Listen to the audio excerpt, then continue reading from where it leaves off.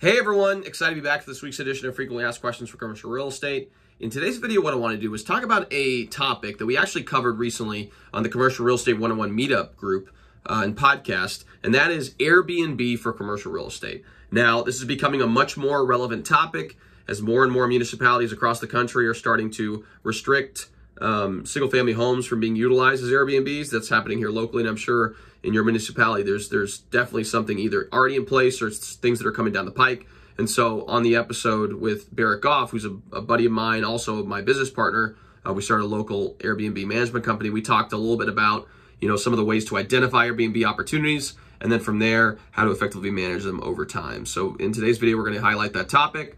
But before we dive into this video, I would greatly appreciate if you could like and subscribe to this channel. It really helps with the YouTube algorithm and ensures more and more people can hear this message and learn about the many facets of commercial real estate. So now you've done that, go ahead and like and subscribe below. Let's go ahead and dive into this episode.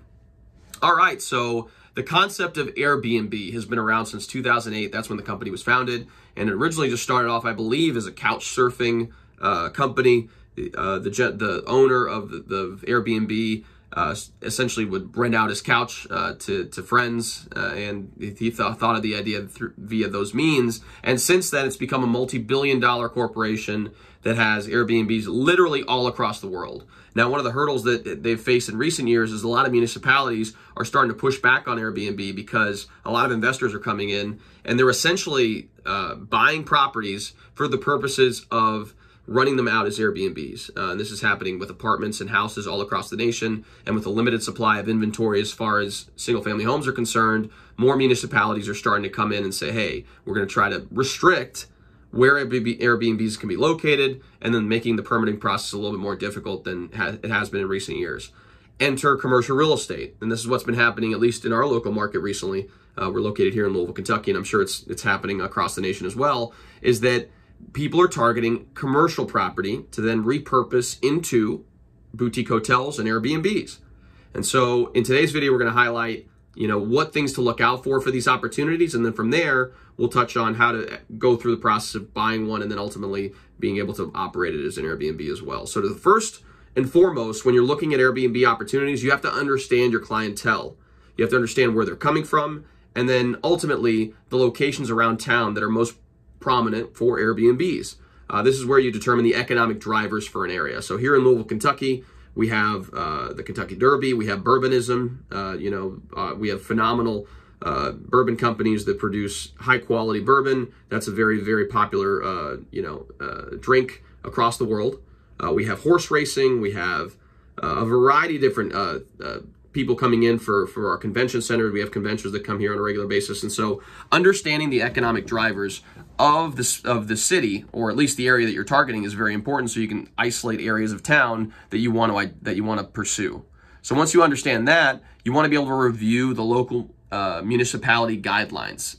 Here in Louisville, Kentucky, if you're buying a single family home or any type of residential real estate, you have to secure what's known as a conditional use permit. And there's some restrictions on the amount of conditional use permits that can go out. There's something called the 600-foot rule, which limits an Airbnb to, you can't be within 600 feet of another conditional use permit used as an Airbnb, and that's been implemented relatively recently. On the commercial front, however, there are no restrictions as of yet, and obviously you got to make sure within your local municipality that is also the case. But at least here in Louisville, Kentucky, if you do buy commercial property, then you convert it into an Airbnb. There are no restrictions on where and when you can operate. So that's number 2, is review your local municipality guidelines.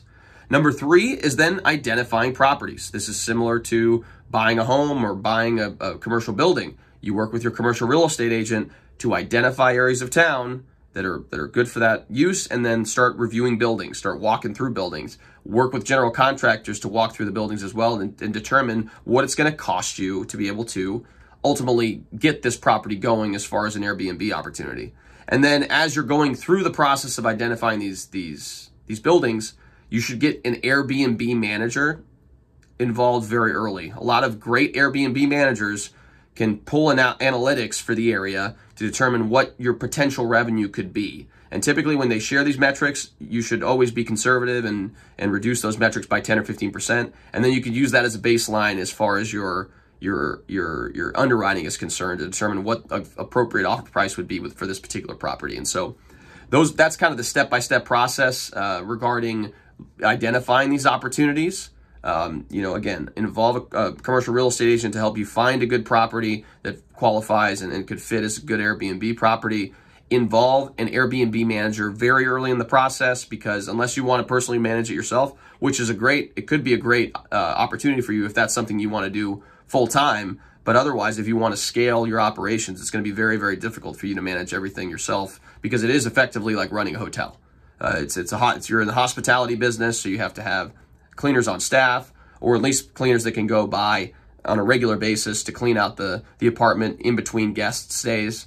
So there's a lot of moving parts involved with running an effective Airbnb operation. And so, the two things that I would recommend is to get your commercial real estate agent involved as far as helping you find a property. And then ultimately, the last piece is to involve an effective Airbnb manager, so that as you go through the process of renovating your property and, getting it ready to go, the Airbnb manager can step in and make sure that you can maximize the revenue of that opportunity once it's ready to go. So hopefully you gained some value from this video. If you guys are located in the Louisville, Kentucky area, or you're looking to invest in Louisville, Kentucky, whether that's on the commercial front or even in Airbnbs, you can reach out to me. I'm a commercial real estate agent and recently started an Airbnb property management company with my business partner, Barrett Goff.